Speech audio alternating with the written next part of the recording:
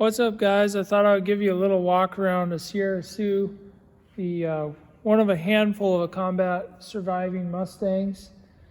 You can see we have the original nose art is on the airplane from when it was restored.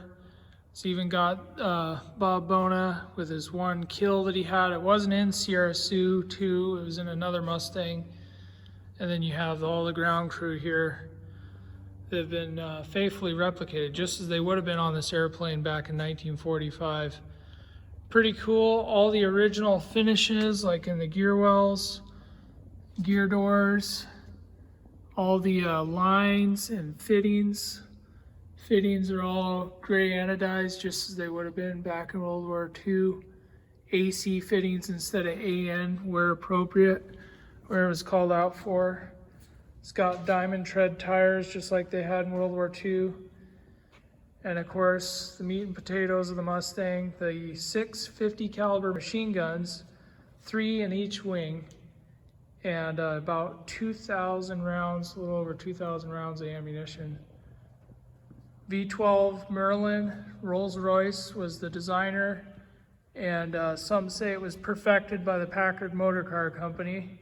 This is a Packard-built Rolls-Royce Merlin, about 1,490 horsepower.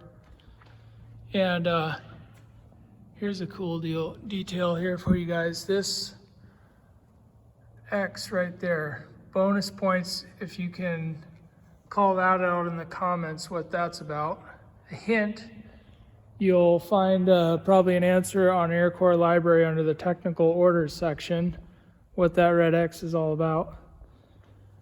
Beautiful wing, bondoed per North American drawings, back 30% of the cord for speed, help with the laminar flow. Just detail markings all over, just amazing. Of course, our gal Sierra Sioux right there painted on the airplane. A lot of the girls, nose art girls in the squadron were nudes, and she may have been a nude before she got covered up with whatever the brown thing is. Interesting note, the 7L there is the Bohna family brand from where they were ranching out in California. Fabric covered tail on this airplane, on all the Mustangs. Earlier Mustangs would have had fabric covered elevators, but by the later D models, they had switched over to all aluminum elevators instead of the fabric. I don't know if this will pick it up in the video here, but there's ghosting from the ink stampings, original Alcoa style ink stampings that were on all the skins, or Reynolds as the case may be. Just amazing. Again, one of only a handful of Mustangs that still survive out of about 175 that still fly.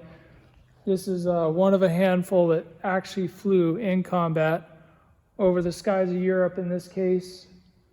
Although no kills for this particular airframe, the pilot Bob Bohna did have a kill. Bomb racks still on it, stenciling. And this is going on 5 years since it was restored now, I think. So it's kind of getting a military war look to it, although it's still just in beautiful condition, immaculately maintained. Little over 11-foot diameter propeller, again, harnessing that 1,490 horsepower, 1,650 cubic inches. Just an amazing beast of an airplane. There's just cool details all over this airplane. You have the acid etch. If you can tell, the aluminum has a different color here on this panel with all these dots. That's from the spot welding. The acid etch clears off any imperfections or dirt on the aluminum, and then you can spot weld it. And if you look close here, all original Zeus fasteners stamped with Zeus. No repops there. One other cool detail of Sierra Sioux is the brakes. And this isn't really too horribly special, but a lot of Mustangs are running P-63 brakes and wheels now for parts availability, and there was some thinking that they braked better than the original P-51 stock brakes. But Sierra Sioux, true to form, has original P-51 brakes. Of course, they're well maintained. They work just great. But no P-63 brakes here. Got the real deal P-51 wheels and brakes. So the cockpit of any fighter is where all the business happens. It's where the history and the stories are made. And Sierra Sioux is just an incredible example. All original cockpit restored to just how it would have been back in 1945 when the airplane was in combat. There's a few modern deals that have been done, like the GPS here for just getting in and out of busy airspace. And of course you have to have modern radios. But all the switches work. When you pull the trigger on the stick, all the solenoids in the guns click, but of course they're dummy replica 50 caliber guns now. Placards, just incredible detail. Canvas, all the canvas boots and everything recreated. The instrument dials have all been redone, and they glow in the dark just like they would have in World War II. Awesome throttle quadrant. It's got the ball instead of the grip style that you'll see, the bicycle grip that you'll sometimes see. Just incredible. In the back, behind the pilot, a lot of Mustangs now have a second seat in them back here. This has the fuel tank installed, although it's not operational. And then original radios, just like it would have been. The original radio rack and battery, which sit on top of the fuel tank. And then of course a real piece of steel bulletproofing behind the pilot.